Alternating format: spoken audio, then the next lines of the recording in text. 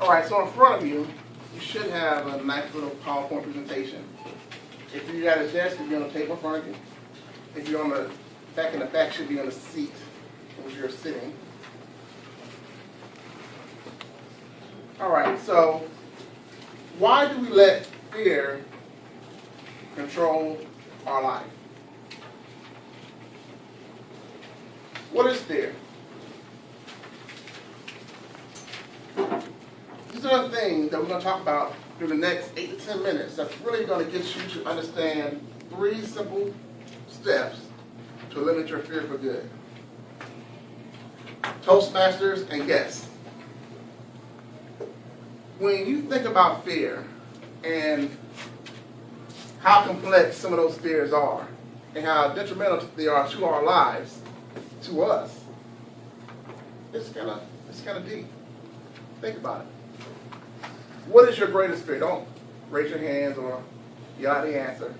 But think about a time in your life when you had a fear that was so strong it prevented you from being or performing at your personal best. Think about it for a second. How did that make you feel? What was the result of that inaction? Well, for me, it caused me to live years and years and years without truly doing what I really wanted to do. Saying that, you know what, I can't do this. Oh, you know what, that's not a possibility for me. This can't happen. Cheating myself out of what I deserve in life. So if you let fear hold you, you are cheating yourself out of what you deserve in life. As I always mention, we come here for a particular reason, and that reason is to become better speakers. Become better speakers, better communicators. Whether it be at work, whether it be at the park, the pool, wherever, you want to be able to speak intelligently and have a conversation with somebody, hopefully, not yourself, although that's a possibility too. But it should be one hell of a conversation, right? It should be the best conversation of your life. Napoleon Hill, you may have heard of him, he wrote a number of books all around the topic of success. You know, 16 Laws of Success, Think and Grow Rich.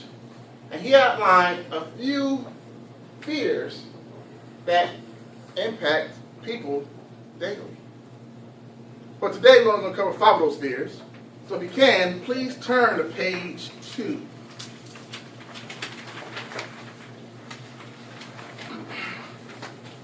First fear. Fear of poverty. Did anybody in this room come from humble beginnings? Not silver spoon fed. Guess you had to get down and work. And sometimes it wasn't pretty how things got done, but things seemed to always work out and got done. Most of the time they were, right? If not, we wouldn't be here right now.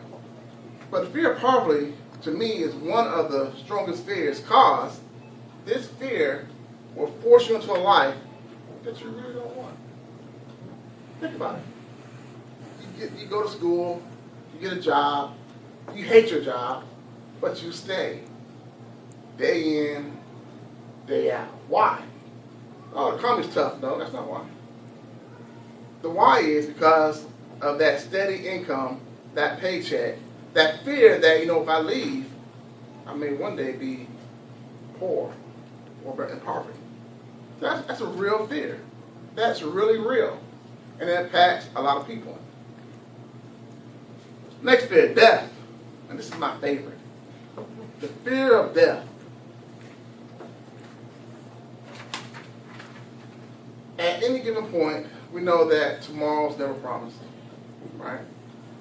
We know that there may never be another day. However, this is my fear that I had to overcome, because it was so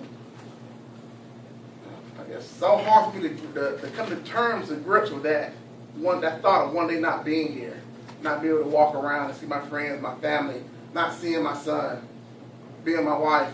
I should put her first, but think about it. And that impacted me for a number of years. And I did 3 things to overcome that.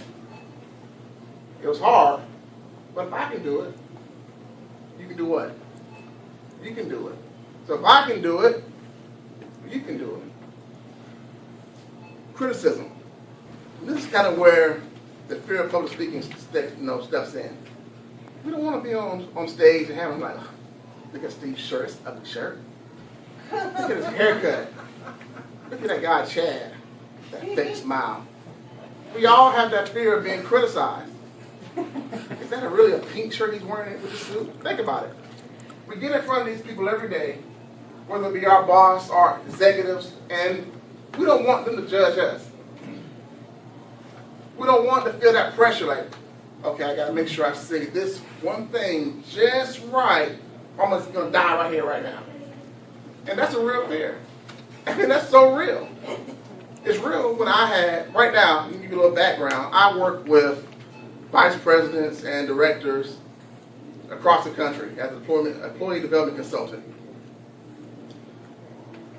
2 years ago, I could not stand in front of not only this group, but one executive and tell them how to run their business or their center or their programs effectively. I had the quiet voice, and I stuttered a little bit. Not really bad, but it was noticeable. But guess what? I get around my friends, my family.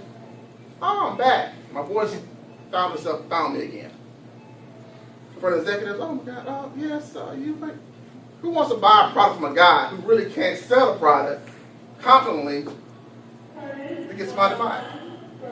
But you want to buy something? Maybe now. 10 more minutes. Maybe now, but then no. So that's a real fear. And you're here tonight to overcome that. Fear of old age. That's another deep fear. Fear of old age. The fear of one day waking up and finding out that your body cannot do what it used to do. Think about it. I was an athlete all my life. Played football, baseball, shot put, discus. I was pretty good. All those sports because they involve strength. I've always been a strong guy. So, flash forward to now. Who used to bench? And when I was in the Army, I set a post bench press record of 550 pounds. 1 rep bench press. If I were to try that now, I do not think that would be a possibility. Maybe I still get 4 or 5, maybe 410. Maybe, I'm still kind of strong, but I'm not that strong anymore. And sometimes I have a way of messing with your psyche, messing with you. Think about it. As you get older, you feel like, man, I can't keep up. I can't run 8 miles. I can't run 10 miles. I can't keep up with little ones like I used to.